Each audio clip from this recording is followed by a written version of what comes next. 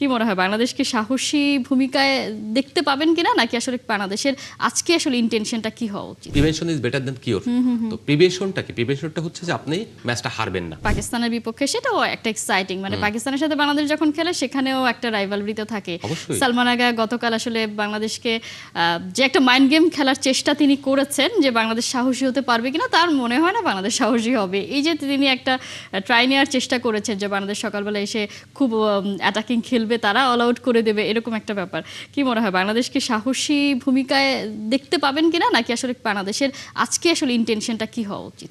বাংলাদেশের ফার্স্ট আউটটা কেমন যায়, প্রথম ঘন্টা যদি বাংলাদেশের যে জুটিটা রয়েছে মুশফিকুর রহিম এবং নাজমুল হোসেন শান্তু, তারা যদি টিকে যান এবং তা একটা ভালো স্কোর দিতে পারেন, তাহলে হয়তো আপনার পুরো সেশনটা খেলে বাকি, যেহেতু 98 ওভার খেলা হওয়ার কথা আজকে, আর খেলা হবে প্রথম সেশনটা 2.5 ঘন্টা, 2.5 ঘন্টা। 2.5 ঘন্টা মানে হচ্ছে আপনি 15 মিনিট আরো বেশি পাচ্ছেন, কয়েক ওভার বেশি হচ্ছে।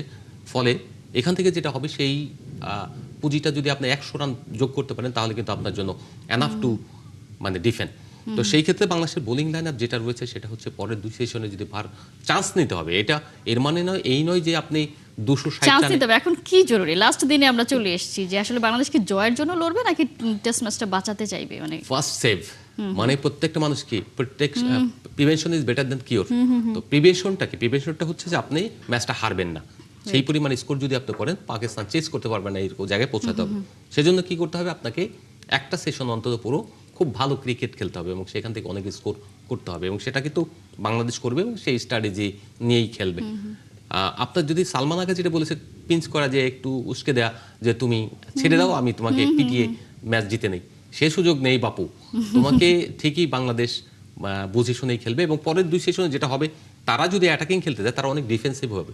বাংলাদেশে যদি তাইজুল ইসলাম এখানে খুব গুরুত্বপূর্ণ ভূমিকা রাখতে পারে এবং তিনি যদি আউটস্ট্যান্ডিং বোলিং করতে পারেন, এবং মেহেদি হাসান মিরাজও অপর প্রান্ত থেকে পেসার রয়েছেন, তারাও যদি সবাই মিলে যদি একটা কমপ্লিট ডেলিভারি দিতে পারেন, তাহলে আমার ধারণা বাংলাদেশ পাকিস্তানের উপরে প্রচণ্ড চাপ তৈরি করতে পারবে।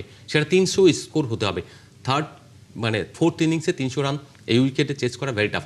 তবে 30 থেকে 40% বৃষ্টি রয়েছে, যদি বৃষ্টি হানা দেয় তাহলে ধরেন টেস্ট ফিনিশড। নিশ্চয়ই গতকাল দুপুরে আসলে বৃষ্টিটা না হলেও লাঞ্চ ব্রেকে যে বৃষ্টিটা হলো, সেটাই তো আসলে ম্যাচটাকে অনেকটা ভাসিয়ে।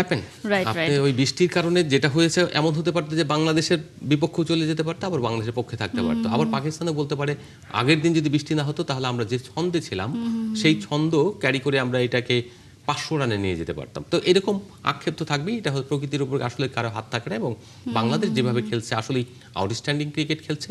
তবে এটাকে আরো এইরকম উইকেটে যখন আরো বেশি খেলবে, তখন আপনার অভ্যাসটা আরো ভালো তৈরি হবে, এবং তখন যে কোনো দলকে নিশ্চয়ই, কারণ এতদিন পরে টেস্ট খেলতে নেমেছে, সেই দিক থেকে আসলে আমাদের যেটা আসলে ভয় কাজ করে যে বাংলাদেশ আসলে 5 দিনের টেস্টটা 5 দিনে নিয়ে যেতে পারবে কিনা, ব্যাটাররা পারফর্ম করতে পারবে কিনা, সেই জায়গাটায় শঙ্কা আসলে তারা উড়িয়ে দিয়েছে।